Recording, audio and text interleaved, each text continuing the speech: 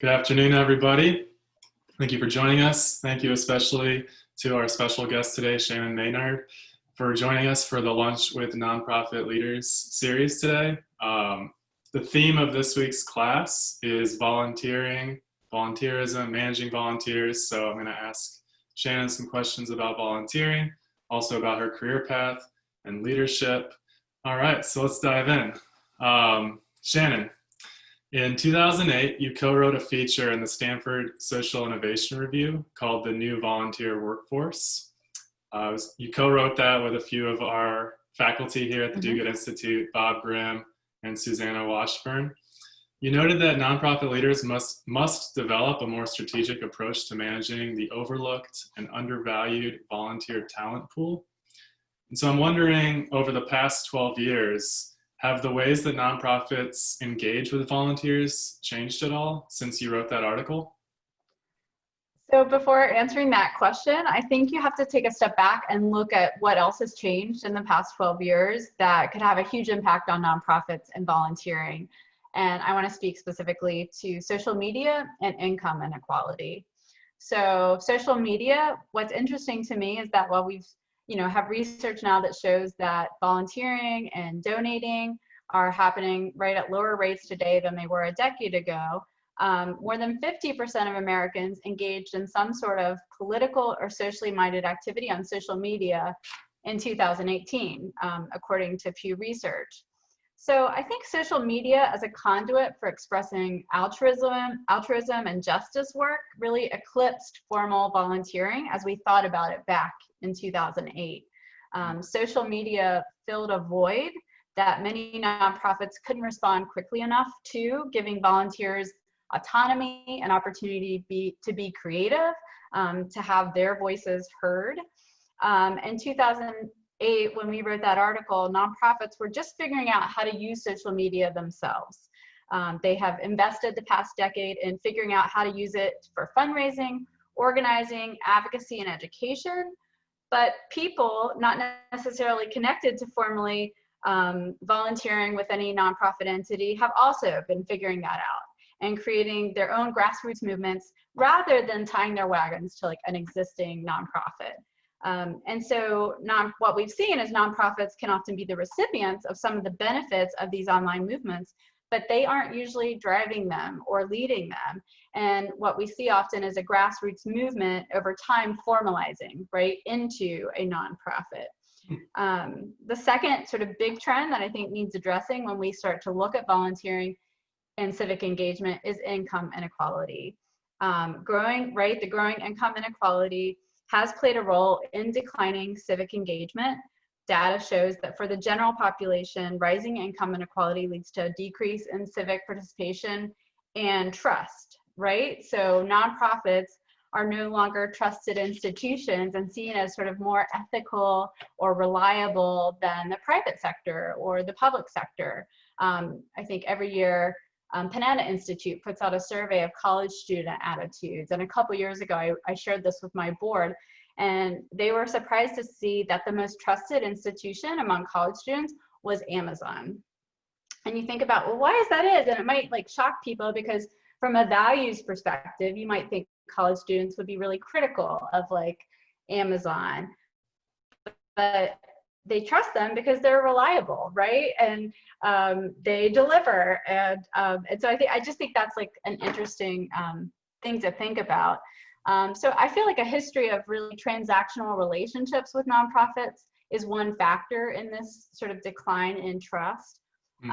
Interestingly, though, I just saw an article that showed that income inequality is actually linked with greater civic engagement among young people, particularly youth of color and those of lower socioeconomic status. This came out of an NYU study, right? So those groups are more inclined to be engaged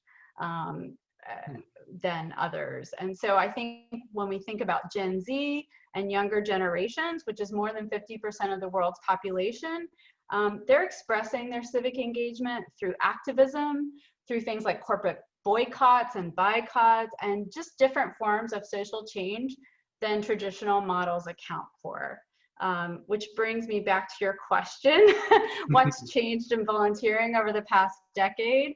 I do think there have been some positive changes, but not at a scale to really counteract, right, these two overarching trends in society. So what's different and for the better? Cloud technology and volunteer management.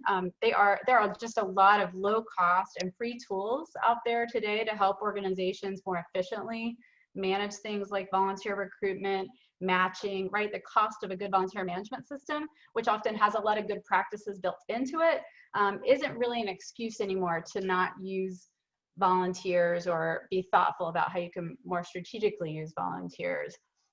We've also seen really what I call a cottage industry of organizations and programs that focus on being this intermediary and creating more skills-based volunteer opportunities.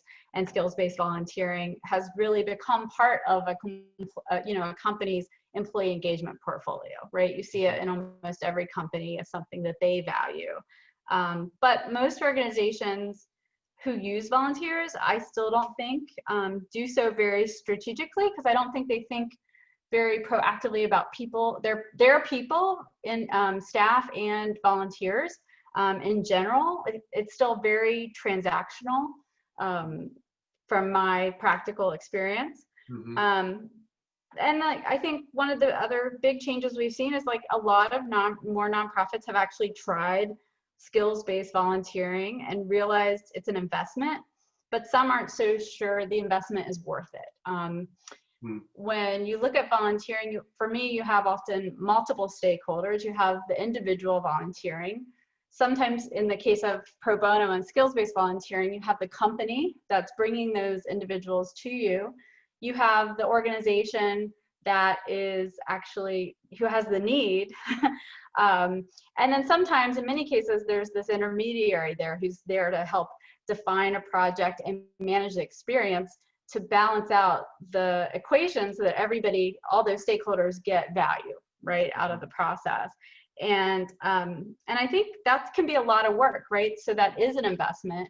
There is an ROI, which I've seen personally, but there is an investment. And so you have to be really proactive and not reactive in how you're engaging with your stakeholders, whether they're your individuals or organizations. And you can't pigeonhole folks into one category. And I think there's still a lot of that, like this person is a donor, and so you never think about the skills or advice they might be able to provide you, or this person's a board member, and so you don't think about, again, maybe the people they might know who have skills that you could leverage or utilize. So I do think there's still a lot of treating people, putting people in categories and focusing on transaction versus transformational relationships. And again, it's the nature of the starvation cycle and infrastructure, and being able to make the case for investing in, again, putting the infrastructure in place to get the kind of outcomes that we talked about in that article back in 2008. And we have seen, right, with organizations that have started to, who have experimented with skills-based volunteering.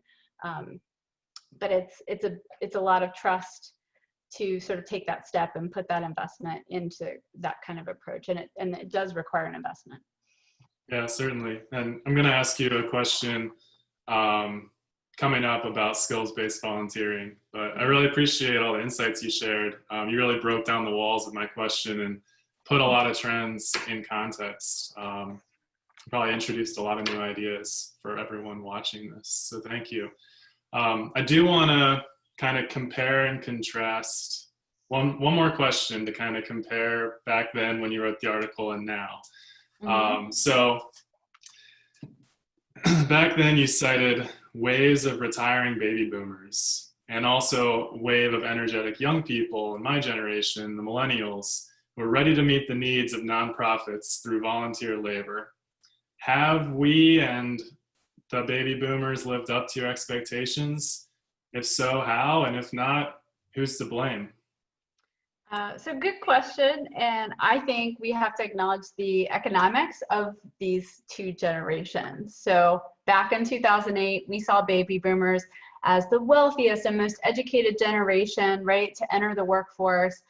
And we thought they were going to live longer, they're going to rewire and come up with these new careers.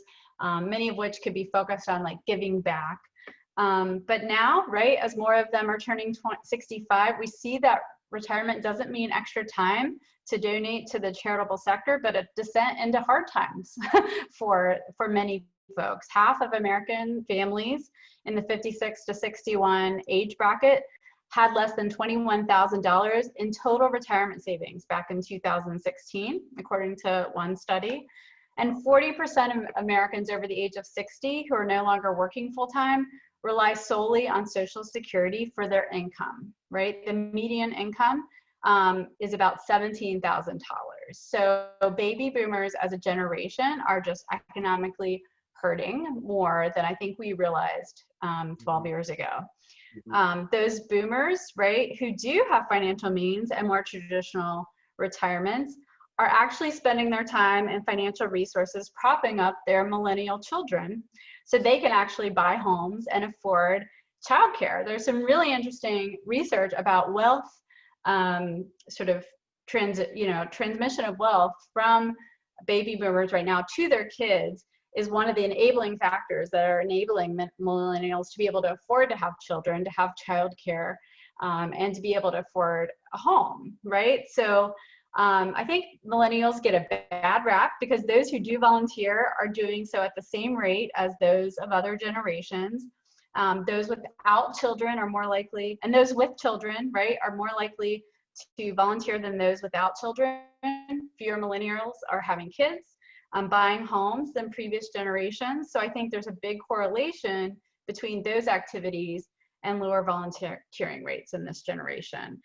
So again, they shouldn't get a bad rap when it comes to civic engagement because they've been one of the unluckiest generations in terms of riding the waves of the economy. Yeah, so much of what you said speaks true to my experience and people that I know. So I guess, again, we can't, 2008 was a funny year to be making these predictions because it was right before the Great Recession.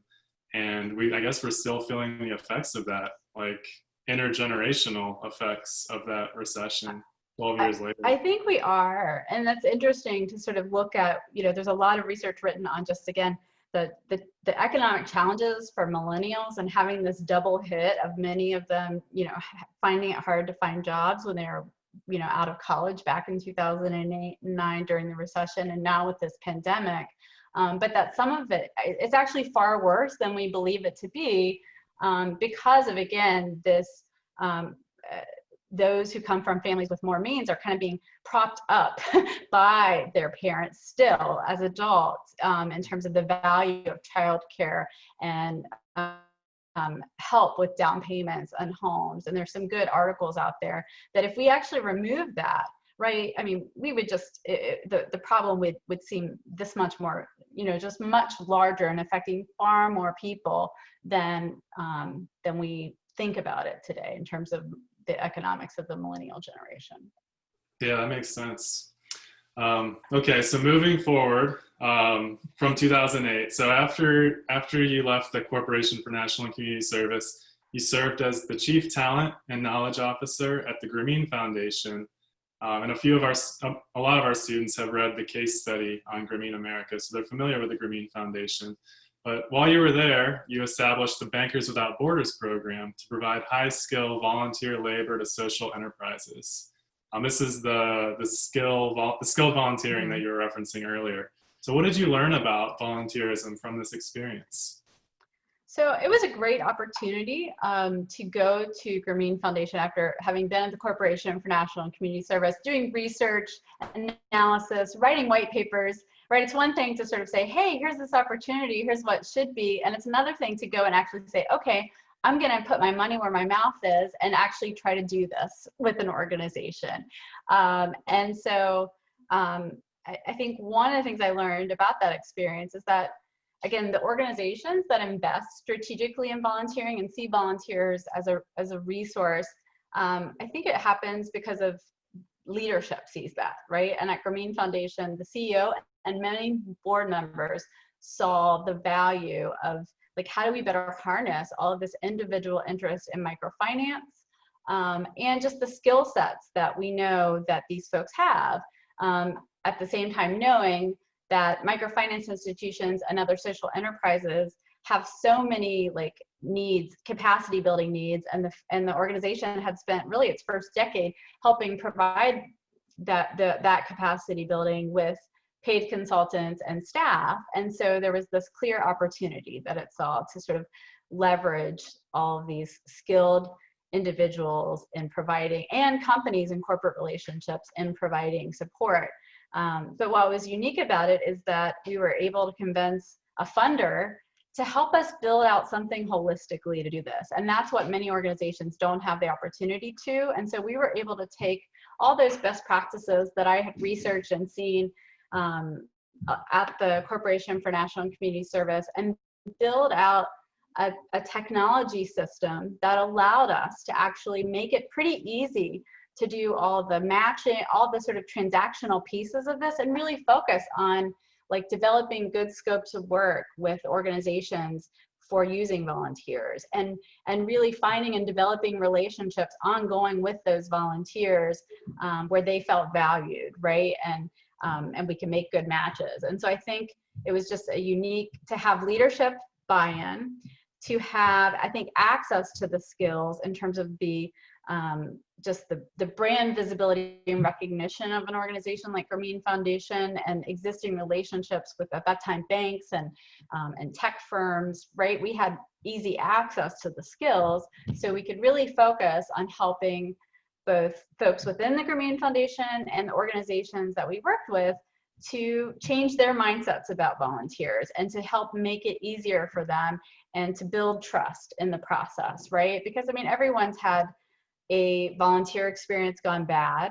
You know, we've had paid consultant experiences gone bad, and it really is about, you know, having a clear, you know, need, you know, not just making up something because you have a company who wants to use volunteers, right? And so I think sometimes there's just unevenness in the equations, and folks, when it breaks down, sometimes it's because folks have created something that's not really valued to the organization, because, you know, a corporate partner who's giving money sees value to it, and so it's just not going to work if not everyone sees value from the beginning, or doesn't feel comfortable pushing back sometimes when maybe, you know, their expectations need to be reset. And so we provided that kind of support as an intermediary.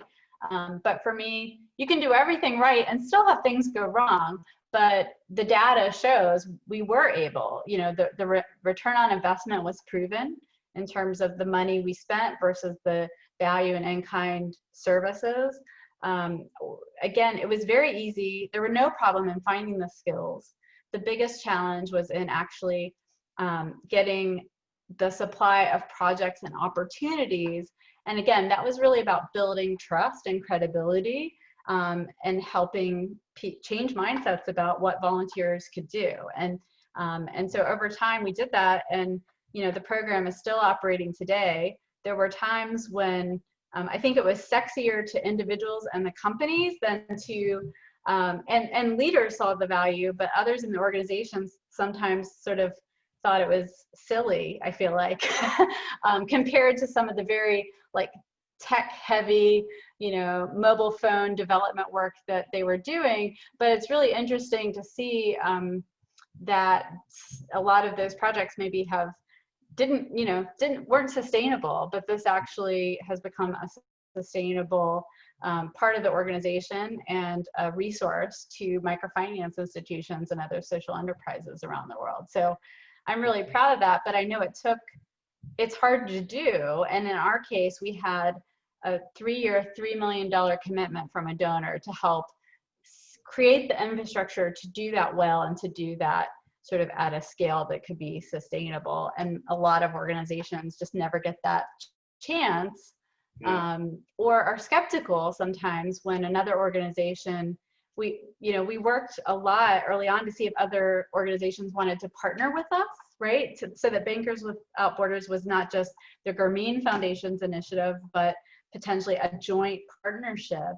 And they were very skeptical to want to be part of it from the beginning. But what we found after years of actually operating, they became our clients. And that was the interesting thing, is we actually we charged a fee. So the volunteers were donating their time and we were clear on that, but we covered the cost of managing the program by actually charging a fee for our intermediary costs. And that's a big part of the models that continue today with Bankers Without Borders and other organizations who do this, is recognizing that there is a cost to doing this well. And our clients around the world had no real problem paying that cost. Actually, they saw the value and were willing to pay. And when it was set up more as a service you're getting and you're the client, they have more power, and by paying they have more skin in the game, right, than just oh, these are volunteers. So those are some of my lessons learned from actually having to walk the talk. Cool. Yeah, I mean, I got a lot out of that. Making an investment in infrastructure sounds important. Building trust, ensuring that within the organizations that are receiving the volunteers, they have good projects, that they're really going to utilize the talent. And it also sounds like maybe volunteer isn't the right word. Maybe consultant or intern is taken more seriously by organizations. Did you find that? Yeah, so we talked about volunteer consultants, right? That was the word we used, and really focused on, again, the project, and then we would staff it depending on what the needs were, either with one or multiple volunteers with skill sets. So we really talked about, again, volunteer consultants, because again, the individuals who are giving their time, want to be recognized for that, and they are doing something altruistic. Although they get a lot back from it, but sort of each stakeholder has a slightly different set of their value proposition is slightly different, and so we do have to kind of sometimes change the way we talk about it depending on which stakeholder we're talking to. Yeah, I can see that. So kind of moving from the organization side to the volunteer side of the equation, what advice would you give someone who's shopping right now for a new volunteering opportunity to support a nonprofit or cause? So I think you have to first think about what are your goals and motivations for volunteering, right? Is it that are you wanting, is there a cause you already really care about and you're wanting to get more involved and you feel like you have time or skills that you want to give? So I think you really need to be self-aware about what you're trying to achieve with volunteering and what you want to get out of it. Is it relationship? Is it community, meeting with other people? Is it building your resume or getting your foot in the door somewhere? Because there are just lots of different motivations people may have, and the more realistic you are, I think the better likely you'll be able to figure out what kind of organization you want to work with. I think I always tell people when they're looking for jobs, is this an organization that you're excited about? When you look at their website, their social media, right? When you do your research, is this a place that you feel like is aligned with your values and is like, has a theory of change that you think is, working, right? Or worthwhile. And so I would start there, but then, I think use the same, again, you have limited amount of time. And so sometimes we say, but your time is worthwhile. So I think finding a place, there are lots of good, places to go find volunteer opportunities. And so I think once you answer those questions, right, then you can go into something like Volunteer Match or Idealist or whatever, or Catch a Fire, right? There are all kinds of different places to find opportunities that can meet up with your time, what time you're willing to invest in something. But know your personal motivations first, I think would be my biggest advice. Okay, so it's okay to want to get something out of it. You're going to get something. No one does anything, as much as we want to do something purely altruistically, there's always something that we're feeding in ourselves in terms of how we spend our time. Okay, cool. All right, I'm going to shift now from talking about volunteerism to your leadership and career advice for our students and other friends who are with us today. So I read that when you were in college, you earned a fellowship that paid you to do an internship that otherwise would have been unpaid.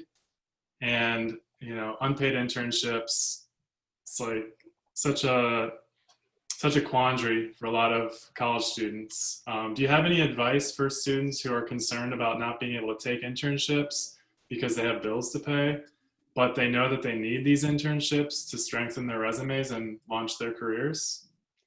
I think it's really tough, and I mean, one of the things that I've done, I recognize that I probably wouldn't be here as the executive director of the Congressional Hunger Center today had I not had money to help support going to Washington, D.C. and taking an unpaid internship.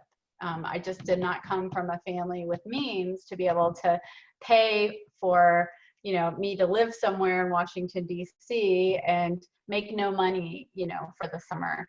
And so it took me, given I spent so much of my career kind of trying to encourage people to donate their time, to realize there is this distinction between people who are of means and are able to volunteer their time and interns, and creating barriers in terms of like equity and who's able to have access to these kinds of internships, and thus resume building for future jobs, right? To see like, this isn't fair, and I'm only here because there was a foundation that was willing to cover those costs. And so I have changed my organization made a change from you know, starting out with just paying a transportation benefit to paying a stipend to now, you know, we really look at the living wage and have a pretty sophisticated calculator to figure out what we pay interns, and we want to pay because we think it's a key part of equity work is to remove barriers. And so I would just encourage, I think students should be more active in voicing this, that this is a huge barrier in terms of achieving equity, and putting pressure on organizations, particularly anti-poverty and anti-hunger organizations, to say like, hey, you should put, you know, if you do the right things, I believe resources follow. And that was the case for my organization. I also, you know, my alma mater, the University of Richmond, makes available a certain amount of money to every student there to be able to take at least one unpaid internship over the course of their 4 years, or an underpaid. And I know other universities are adopting that or trying to do more, again, to sort of, again, be a third party. In my case, it was a foundation, but I think universities are seeing that this is a challenge and helping cover some of the costs for students to access these opportunities. So I think don't be afraid about asking if it's paid. There are more paid internships, and I think you have organizations like me trying to put pressure on others, on my peers, to pay interns. And again, I was someone that maybe 5 or 10 years ago said, well, you're learning and you're getting some out of this, and so you should just volunteer your time. But I have really come to sort of realize, and I should have, because I personally wouldn't be here because of it, but it's just when you get so focused on volunteering and bringing in resources for free, it became very easy to just accept that, oh, you know, this is the way it is, and we can't afford to pay interns, and they're learning and getting something out of it. As long as we're making sure it's a learning opportunity, we don't need to. So I feel like I've come full circle and just being really adamant that organizations kind of break down these barriers. Mm-hmm. Cool. Well, I mean, as you mentioned, your first position in DC was as an intern at the place where you're now the executive director, the Congressional Hunger Center. So my last question is, what have been some of the experiences that you've had and decisions that you've made that have helped shape your career from when you're the intern to when you're the executive director? So I think back then when I was an intern, and even today, I've never said that's not my job. There's never, I've never kind of been someone to shirk with, like, when someone, you know, asked me to do something maybe that's slightly out of my job position, or that I might feel is sometimes above me or below me, right? And so I feel like with that, there's a humility that I've brought to every position, and that still today I will do the most administrative tasks that you can imagine. And so I can empathize with folks who have to do more of that every day.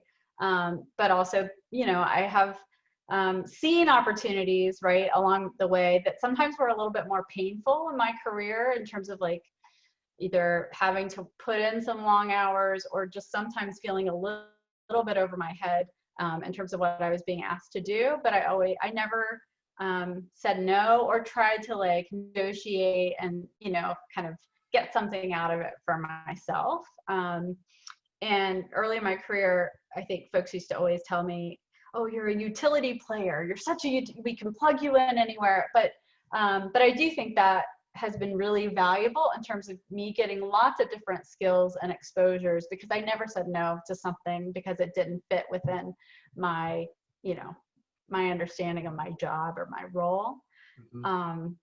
I think the other thing, like you know, my husband jokes that I've taken every possible like personality test, leadership you know, any possible diagnostic, I have done it. But with that, I think, for me, I think about that, to know thyself is the beginning of wisdom, and just being really aware of what my strengths are, but also what my weaknesses are, what my dislikes are, what my passion, right? What my driving passion and narrative is in terms of why I do this work has really been important and motivated me and made me like resilient in certain situations where I think others may have kind of given up or, and so I think with that, knowing myself, I've had more confidence in myself, right, throughout my career. I've had a much clearer picture of like how I can make a difference and the kinds of roles that I'll be happy in. And then because of that, like I'm more open to like the possibilities that come before me. I've never intentionally closed doors for myself or like took a linear view of my career, right? Like, oh, if I'm gonna get to this position in 5 years, I've got to make sure I check X, Y, and Z box off. And so to me, especially now, if we look at the economy today and just the uncertainties, I think that kind of knowing yourself, knowing your strengths, knowing those things you absolutely don't want to do, it's just going to help you navigate all the possibility out there more, versus like taking a very linear view or putting too much pressure on yourself in terms of like, oh, I've put all this investment in my education, and like putting too much pressure on any one decision you make in your career.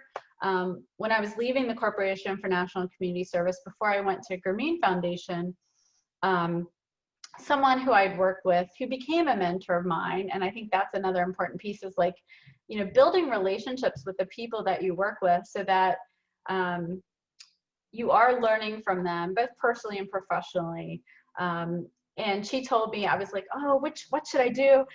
Should I pursue going into corporate social responsibility and this path, or should I be, you know, I really like this opportunity with Grameen Foundation. And she's like, you can always